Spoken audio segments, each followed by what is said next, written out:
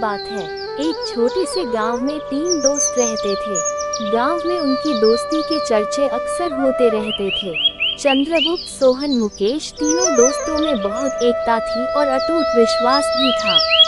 चंद्रगुप्त विश्वास के साथ बोला, दोस्तों, खेतों में फसल इस बार बहुत अच्छी हो रही है। हमको लगता है थोड़ा और मेहनत करेंगे तो फसल और अच्छी हो सकती है। उसे बेचकर हमें अधिक मुनाफा हो सकता है और हम अपनी गरीबी से जल्दी ही को उभर सकते हैं।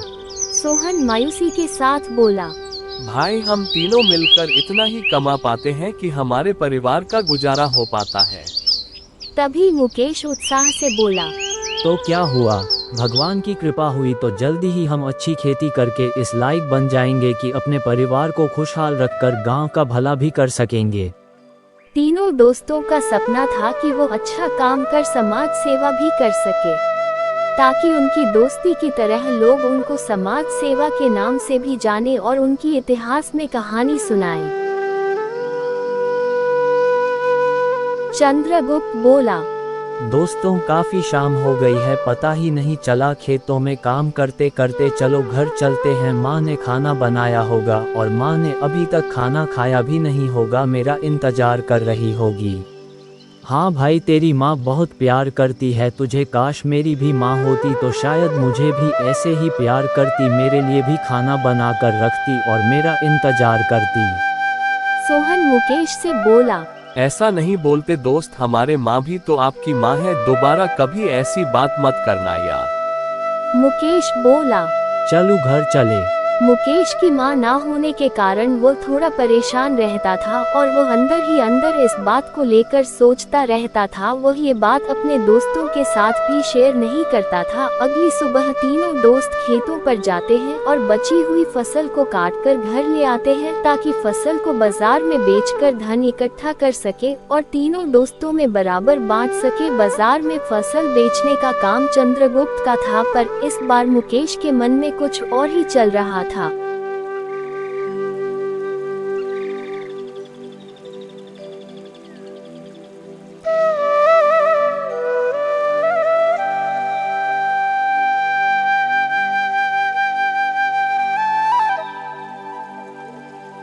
दोस्तों, आपसे एक बात कहनी थी। कल रात से माँ की तबीयत ठीक नहीं है। मैं चाहता हूँ आप दोनों जाकर बाजार फसल बेचकर पैसे ले आना, मैं थोड़ा माँ का ध्यान रख लूँगा। मुकेश मन ही मन सोचता है, शायद यह अच्छा मौका है अपने काम को अंजाम देने का। अरे भाई, कैसी बात करते हो, ये बात भी कोई पूछने की है। आपकी माँ हमारी माँ एक ही बात है। आप माँ का ध्यान रखो। फसल में जाकर बीज आऊँगा और सोहन भाई आप खेत को अगली फसल के लिए तैयार करो ताकि अच्छी फसल पैदा कर सके। ठीक है मुकेश, बाजार फसल ध्यान से लेकर जाना और जितने भी दिन लगे अपना ध्यान रखना। मैं जब तक खेत को अगली फसल के लिए तैयार करता हूँ। और चंद्रगुप्त, आप अपनी माँ का ध्यान रखो, उनकी तबीयत ठीक हो जाए तो खेत पर काम करने आ जाना। मुकेश हफ्ते बाद फसल बेचकर घर आ जाता है, पर खेत पर काम करने नहीं आता। दोनों दोस्त मिलकर उसके घर जाते हैं देखने की क्या कोई परेशानी को नहीं, सब ठीक है। लेकिन मुकेश तो शादी करके बीवी घर ला चुका था और वो उसी के साथ टाइम स्पेंड कर रहा था। ये बात उसने अपने दोस्तों को भी नहीं बताई। अब आगे देखते हैं क्या होता है। सोहन के घर जाता है और कहता है, चलो मुकेश की खबर लेते हैं, सब ठीक तो है। मुकेश भाई, यह औरत कौन है और तुम बाजार से 2 दिन पहले घर आ चुके हो, पर खेतों पर काम करने क्यों नहीं आ रही है? सब ठीक है?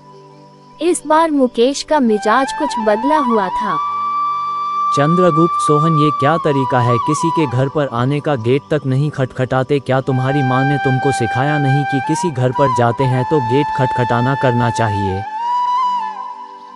चंद्रगुप्त और सोहन मुकेश का व्यवहार देखकर कुछ समझ नहीं पाए और मुकेश को इतना बदल देखकर उनके पैरों के तले जमीन खिसक गई। तभी मुकेश ऊंची आवाज में बोलता है, हाँ, मुझे पता है आप दोनों यहाँ पर क्यों आए हो। फसल बेचकर जो पैसे आए हैं कल सुबह आकर खेत पर हिसाब कर दूंगा दोनों, और अब आगे से मैं अपनी खेती में अलग काम करूंगा। और हाँ, मेरे घर में मेरी बीवी है तो आगे से गेट को खटखटा कर आए तो अच्छा होगा। इतना सुनकर चंद्रगुप्त और सोहन का हृदय डोल गया। वो बिना कुछ कहे वहां से अपने घर लौट गए। ऐसा क्या हो गया जो मुकेश का व्यवहार एकदम बदल गया? हमसे कोई गलती हुई क्या? हमने तो कभी मुकेश को किसी बात की परेशानी भी नहीं होने दिया और गांव में लोग हमारी दोस्ती की मिसाल देते हैं। अचानक ये क्या हो गया? और मुकेश ने हमको बताया तक नहीं कि उसने शादी भी कर ली। हम उसके लिए गैर संबंध कब हो गए थे? सोहन कोई नहीं मित्र, हम बहुत पुराने दोस्त हैं। बचपन से एक दूसरे के सुख दुख में हमने साथ निभाया है। शायद कोई मुकेश की मजबूरी रही होगी, इसीलिए उसका व्यवहार हमारे लिए बदल गया है। कोई बात नहीं, उसके हिस्से की जमीन उसे देखकर हम दोनों अपनी ही खेत में काम करके गुजारा कर लेंगे। ठीक है दोस्त, मुझे लगता है यही फैसला ठीक रहेगा।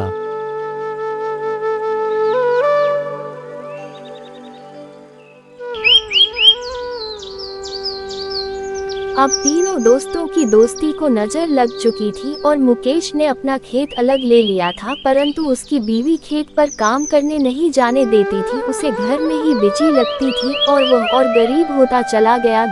दूसरी तरफ चंद्रगुप्त और सोहन मिलकर काफी अच्छे से खेती कर रहे थे और उन्होंने गांव की समाज के लिए एक संस्था भी खोल दी थी। यह बात जब मुकेश को पता चला तो वह दंग रह गया और उसकी अपनी गलती का पछतावा होने लगा। लेकिन मुकेश की बीवी ने फिर भी अपने दोस्तों के पास मदद के लिए नहीं आने दिया और मुकेश को ताने देना शुरू कर दिया। और मुकेश को अपनी गलती का पछतावा लगा था और वह अपने दोस्तों से माफी मांगना चाहता था। क्या चंद्रगुप्त और सोहन अपने दोस्त मुकेश को माफ करेंगे? कुछ दिनों बाद चंद्रगुप्त और सोहन ने गांव में बड़े बड़े अस्पताल और स्कूल खोल दिए। गरीब लोगों की मदद करने लगे। उनका कारोबार बहुत अच्छा चल रहा था। उन्होंने खेतों की फसल जो बाजार जाया करती थी खुद खरीद के बाजार बिजनेस शुरू कर दिया। उनका बिजनेस और बड़ा हो गया। और दूसरी तरफ मुकेश बिल्कुल कंगाल हो चुका था। मुकेश अपने दोस्तों की बनाई संस्थानों में मदद मांगने जाता है और अपने दोस्तों से माफी मांगता है।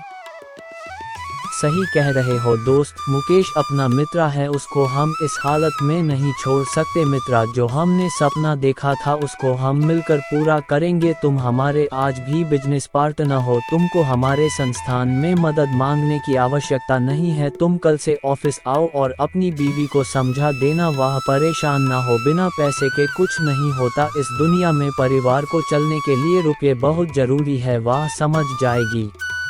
मुकेश सही कहते हो मित्रा, मुझे अपनी गलती का पछतावा है। मैं माफ़ी चाहता हूँ मेरे व्यवहार के लिए। आगे से मैं अपनी दोस्ती में ऐसी दरार द्वारा नहीं आने दूंगा।